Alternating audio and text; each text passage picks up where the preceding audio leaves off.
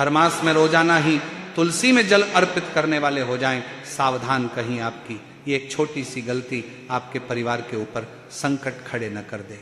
श्री शिवाय नमस्तुभ्यम। महाराज भक्तों, जैसे ही पौष का महीना यानी कि खरमास शुरू होता है तो सभी भक्तों के मन में एक सवाल बार बार उठने लगता है कि खरमास में कौन सा कार्य करना चाहिए और कौन सा नहीं। क्या खरमास के दौरान तुलसी पूजन और जल अर्पित करना सही है या नहीं? क्योंकि भक्तों, समाज में खरमास को लेकर के कई सारे भ्रम फैलाए जा रहे हैं और जैसे ही खरवास आता है, जैसे ही खरवास प्रारंभ हो जाता है, खरवास शुरू हो जाता है, तो कई लोगों मन में अनेकों प्रकार के तरह तरह के प्रश्न उठने लगते हैं कि यह कार्य करें या ना करें। कहीं ऐसा ना हो, यह कार्य ना करना चाहिए, गलत ना हो जाए, हमारे साथ में बुरा ना हो जाए, अनहोनी ना हो जाए। ये मन में अक्सर ही ख्याल आते रहते हैं और समाज इतना जो है भ्रांतियों से भरा हुआ है। कोई कार्य करना भी चाहता है तो कई लोग टांग खींच लेते हैं, अरे खरवास लगा हुआ है, ये कार्य नहीं करना चाहिए, तो मन में जो है और डर पैदा हो जाता है। भ्रांतियां समाज में एक दूसरे को देखते देखते भ्रांतियां उत्पन्न हो जाती हैं, भ्रांतियां पैदा हो जाती हैं। तो जो है समाज डरा हुआ है कि हमें खरवास में क्या करना चाहिए, पौष में हमें क्या करना चाहिए, अनेकों प्रकार के प्रश्न आ रहे हैं।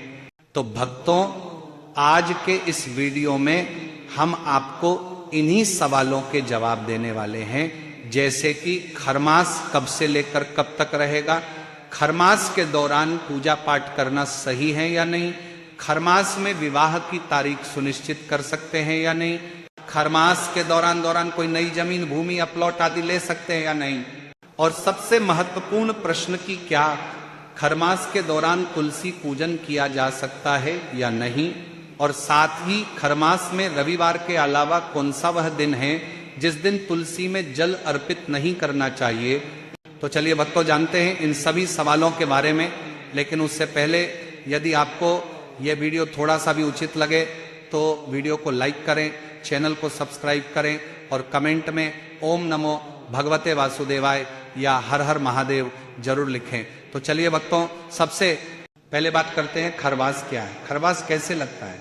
तो भक्तों, जब भगवान सूर्यदेव वृश्चिक राशि से निकलकर धनु राशि में प्रवेश करते हैं तब खरवास प्रारंभ हो जाता है। जब भगवान सूर्यदेव धनु राशि से निकलकर मकर राशि में प्रवेश करते हैं तब खरवास समाप्त हो जाता है। कहने का तात्पर्य, इस वर्ष ने 2025 में पौष माह अर्थात खरवास प्रारंभ हो चुका है 16 दिसंबर 2025 मंगलवार से, और खरवास समाप्त होगा 15 जनवरी गुरुवार 2026 को। तो भक्तों, पूरे एक माह का खरवास रहेगा।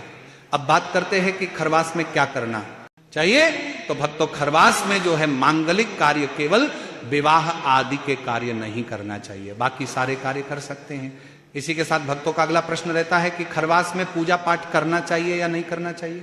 पूजा पाठ का मतलब दैनिक पूजा पाठ नहीं, बल्कि कोई विशेष पूजा पाठ करवाना हो तो पूजा पाठ करवा सकते हैं या नहीं। देखिए, खरवास वर्जित क्यों है। खरवास में क्या कहा गया है कि खरवासे तब कुर्यात दानम पूजम जपम विशेषतया। खरवास माह में पूजा पाठ, जप, तप, यज्ञ और जप का बहुत बड़ा महत्व है, बहुत बड़ी विशेषता है। इस माह में पूजा पाठ, जप, तप करने से दान की या पूजा की वृद्धि अर्थात उसका फल कई गुना बढ़ता है। इसलिए पूजा पाठ में कोई दोष नहीं है, इसमें तनिक भी आप संदेह मत रखिएगा। कोई भी पूजा हो तो आप स्वतः कर सकते हैं, करवा सकते हैं। इसमें संशय नहीं करना है कि खरवास चल रहा है, मलमास चल रहा है। केवल वैवाहिक कार्य, मांगलिक कार्य जो है दोष माने गए हैं। किसी को ग्रह दोष की पूजा करवाना है, कोई इसमें संदेह नहीं है। अगला प्रश्न है, खरवास में भगवान सत्यनारायण स्वामी का पूजन कर सकते हैं या नहीं। बिल्कुल कर सकते हैं। अभी बताया कि पूजा पाठ, जप, तप, यज्ञ करने से उसकी कई गुना वृद्धि होती है पुण्य की। तो भगवान सत्यनारायण का पूजन भी कर सकते हैं और कोई पूजन हो उसमें पूजन भी कर सकते हैं, कोई संदेह नहीं है। अगला प्रश्न है, खरमास में बच्चे के जन्म दिवस के उपलक्ष्य में भगवान का पूजन, यज्ञ, हवन कर सकते हैं। बिल्कुल कर सकते हैं, कोई संदेह नहीं है। कई भक्तों का प्रश्न होता है कि गुरुजी, खरमास में बच्चों का जन्म दिवस आता है तो क्या पूजा पाठ नहीं करना चाहिए। तो ऐसा नहीं है। ये जो समाज की ये जो भ्रांतियां हैं, रूढ़ वाली जो मान्यताएं हैं, वही ग्रसित कर रखी हैं। बाकी शास्त्र के संबंध जो है कोई रोक नहीं है। पूजा पाठ जप तप यज्ञ अच्छे से करना चाहिए। जन्म दिवस है तो और अच्छा से पूजा करना चाहिए और उसे दान पुण्य करना चाहिए। अगला प्रश्न है कि खरवास में गृह प्रवेश कर सकते हैं? तो भक्तों इसका जवाब है नहीं। पहले बताया कि गृह प्रवेश, गृह आरंभ, भोम पूजन, मुंडक, तिलक, सगाई ऐसे मांगलिक कार्य खरवास में वर्जित रहेंगे। बाकी सारे कार्य सुचारू रूप से चलते रहेंगे। कोई संदेह कोई संशय करने की बात नहीं है। अगला प्रश्न है खरवास में वाहन ले सकते हैं? बिल्कुल ले सकते हैं। वाहन के लिए खरवास में कोई वर्जित नहीं है। केवल बताया खरवास में केवल क्या कहा गया है कि खरमाशय विवाह आदि मंगल कार्य वर्जित, वैवाहिक कार्य और मांगलिक कार्य यही वर्जित है। बाकी कोई संदेह नहीं है। आप वाहन ले सकते हैं, वाहन का बयाना दे सकते हैं, खरवास में भूमि प्लाट जमीन ले सकते हैं, बिल्कुल ले सकते हैं। कोई संदेह है कोई कुछ भी कहे, अगर आप विश्वास करते हैं तो बिल्कुल लीजिए। इसमें कोई वर्जित नहीं, कोई मनाही नहीं है, कोई संशय करने की बात नहीं है। आपको जमीन लेना है, जमीन क्रय करना है, विक्रय करना है, प्लाट लेना है, खेत लेना है, आप बिल्कुल ले सकते हैं। कोई संदेह इसमें नहीं है। साथ ही जैसे नई नई किसी की शादी हुई है, दूसरी बार जाना हुआ, वही कार्य वर्जित होगा। वह जो है दूसरी बार जाना या तीसरी बार जाना ये शुभ मुहूर्त के अनुसार ही होता है। तो खरमास से पहले जो नई जिनकी शादी हुई है लड़कियों की, उनको जाना वर्जित होता है। बाकी और कोई भी कहीं भी जाना हो, मायके जाना, ससुराल जाना हो, यात्रा जाना हो, विदेश जाना हो, प्रदेश जाना हो, कहीं जाना हो, कोई दिक्कत नहीं है, यात्रा कर सकते हैं।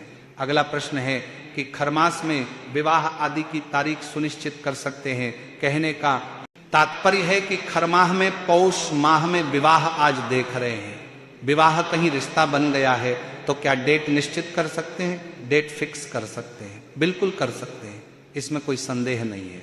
तो विवाह के लिए, विवाह देखने के लिए इसमें कोई मनाही नहीं है। आप रिश्ता फिक्स कर सकते हैं, डेट तारीख फिक्स कर सकते हैं। अगला है प्रश्न खरवास में विवाह के लिए लड़का या लड़की देख सकते हैं? वही बात हो गई कि मैं कह रहा हूं ना कि अगर आप वीडियो देखेंगे तो आपके जो प्रश्न चल रहा है उसका समाधान मिल जाएगा। वही बात है, अभी जो विवाह की डेट फिक्स कर सकते हैं, वही प्रश्न अभी है कि लड़की देख सकते हैं या लड़का देख सकते हैं? बिल्कुल देख सकते हैं। बस इसमें क्या है, शगुन आपको नहीं देना है। लड़की आप देखने जा रहे हैं, लड़की पसंद करने जा रहे हैं, लड़की देख सुन लीजिए, उपहार ले जाइए, लेकिन लड़की को शुभ जो शगुन आता है गोद में, वो चीज आपको नहीं करना है।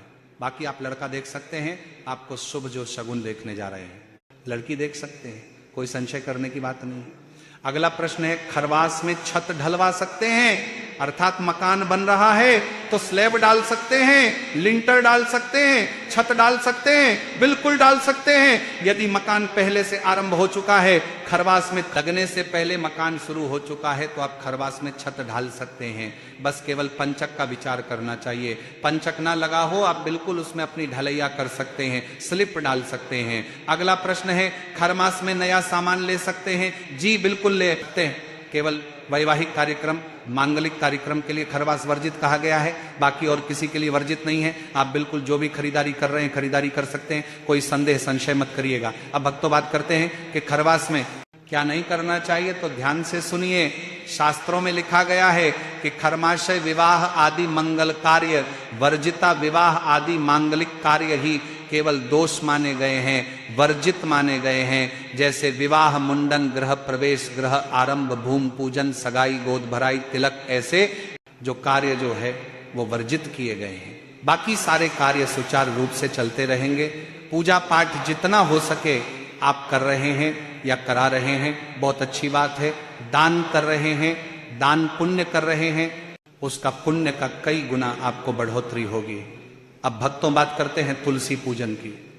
तुलसी पूजन में खरमास में कौन कौन से बड़े बदलाव आ जाते हैं, साथ ही कौन से वह कार्य है जो आपको खरमास के दौरान नहीं करने हैं, साथ ही कौन सी वह वस्तुएं हैं जो आपको माता तुलसी के पूजन में खरमास के दौरान समर्पित नहीं करनी है। क्योंकि तुलसी पूजन आप सभी अपने घरों में जरूर करते हैं। तुलसी पूजन ऐसा पूजन है जो सनातन धर्म को मानने वाले लगभग सभी घरों में किया जाता है।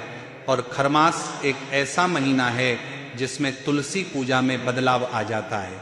तो देखिए भक्तों, एक तो अभी सर्दियों का समय आरंभ हो चुका है, यानी कि भारत के सभी प्रांतों में लगभग ठंड का मौसम लग चुका है। तो भक्तों, इस मौसम में आपको तुलसी माता को जल कम मात्रा में देना चाहिए, यानी कि घर में जितने सदस्य हैं, यदि सभी सदस्य एक एक लोटा जल प्रतिदिन तुलसी माता को समर्पित करेंगे तो इससे तुलसी माता की जो जड़ें हैं वह गलने लगेगी। इसीलिए जल की मात्रा कम कीजिए। और खरमास शुरू हो चुका है जो कि 15 जनवरी को समाप्त होगा, तो इसमें आपको किसी भी दिन तुलसी माता को एक लाल रंग का कपड़ा या लाल रंग की चुनरी अवश्य ही उड़ाना चाहिए। ऐसा करना बहुत ही शुभ माना जाता है और इससे आपको भगवान विष्णु, माता लक्ष्मी का आशीर्वाद भी प्राप्त होता है। अब भक्तों, यदि आपके घर में तुलसी जी गमले में, तो उस गमले को आपको प्रतिदिन धूप में भी अवश्य रखना चाहिए, यानी कि ऐसे स्थान पर रखिए जहां पर कि सूर्य का प्रकाश सीधे तुलसी जी के पौधे पर आना चाहिए और तुलसी जी के गमले को कभी भी दक्षिण कोने में नहीं रखना चाहिए। इसका भी आपको ध्यान रखना है। अब भक्तों, बात करते हैं कि तुलसी पूजन में आपको खरमास के दौरान कौन कौन सी सावधानियां बरतनी चाहिए। तो भक्तों, सबसे पहले तो आपको सुबह उठना है, स्नान आदि करना है। फिर आपको प्रतिदिन जिस तरह से आप तुलसी जी में जल अर्पित ना करते हैं उसी तरह से आपको जल अर्पित करना है, लेकिन कुछ चीजें आपको बदलना है। तुलसी जी को जो आप प्रतिदिन रोली या कुमकुम से तिलक करते हैं वह आपको इस खरमास के दौरान नहीं करना है। तो खरमास के दौरान आपको तुलसी माता को रोली या कुमकुम से तिलक नहीं करना है, बल्कि चंदन से तिलक करना है। अब भक्तों, इसी के साथ में आप सभी जानते ही हैं कि तुलसी जी का श्रृंगार करना कितना अधिक शुभ माना जाता है, यानी कि उन्हें श्रृंगार की सामग्रियां अर्पित करना कितना अधिक शुभ होता है।